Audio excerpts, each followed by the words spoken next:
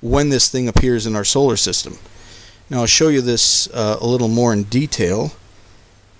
So here it is right here within our solar system. Now this thing has basically entered our solar system in like 1998, 1999, if you count like Pluto as being our border, and it leaves our solar system in 2041, 2042, something like that.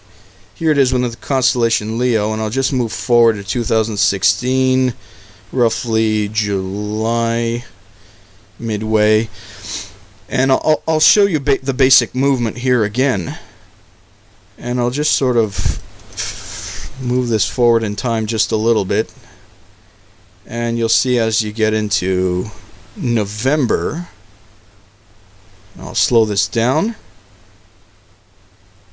and then you see once we get to like the 17th of November, something like that, this thing and Jupiter, look where Jupiter is, hits the line, this thing goes between, you know, and you're like the 17th, and look at this. She's inseminated, and then Jupiter immediately enters her womb, and for the next 9 months it just retrogrades and then shoots out. I'm just basically showing you Leo, the lion royalty, basically inseminating Virgo just before the whole, you know, September 23rd, 2017 stuff going on. Now this happens the end of near the end of last year. It goes into fruition. Now let me show you, I've been as far back with stellarium and as far forward with stellarium.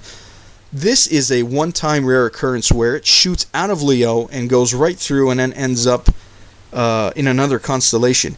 And it only does this once within our view of this comet in all human existence, past or forward. I've tried this with stellarium, and I'll show you this now. I'm going to go backwards in time. Okay, I'm just going to go backwards in time, and basically any time before what I just showed you, this thing just retrogrades away, further and further away from Earth, and this is all you see. You don't see it shoot out from one constellation to another. And I'm just going to do this way so you can see this thing's movement, and I've gone as far as I possibly could with stellarium. As far forward and as far back. Now we're going backwards, and I'll go even faster backwards, and you'll just see this thing. This is all it does. You can check this out for yourself. I'm not going to run this video for too long showing you this, because you can do this yourself. Trust me, I've done this, and I've gone quite far back. This thing, that's all it does. It never shoots out like I just showed you. Okay? I'll go even faster in time, and look at this thing. This is it. This is what you're going to see this comet do. This is our view of this comet forever and ever prior to, you know, the November occurrence. And this, I can go like crazy far back, and this is all it does. This is all it does. And I will show you this forward now. I'll stop this here. You can do this yourself. Now I'm entering like year 0. And again, this is all it's doing. And if I zoom into this, basically you'll never see it brighten up or get any closer to Earth. The only time it's at its brightest and closest to Earth is this year. And only this year, 2017. Now look, now we're entering like year 0 now, and it's still doing just that. That's all it's doing. So try this out for yourself. Again, you'll probably have to input this specific comet because it wasn't there when I downloaded Stellarium. I had to add it because it was a new discovery. Now we're in the, you know, the BC. I'm going to stop this here, and I'll go forward now. I'll range this back to like 2013. And I'll get right back to the comet there. There we go.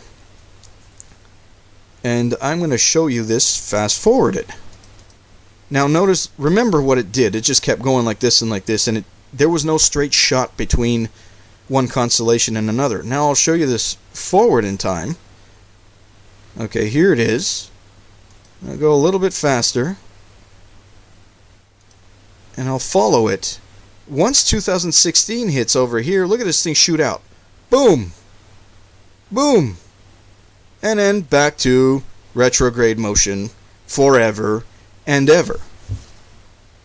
I've gone as far forward, and I'll show you that. Moving fast forward, this is all this thing does. You can go as far forward as you want. This is all this thing does. This is an incredibly rare occurrence. Now, the fact that it's shooting out from Leo and going all the way to Orion is because it entered our solar system and then wound out and then left. And now it's gone, basically. I'm like, look at this. I can go as far forward as it's ridiculous. You can do this yourself. I'm not going to run it the whole time. I'm just trying to show you how rare this is.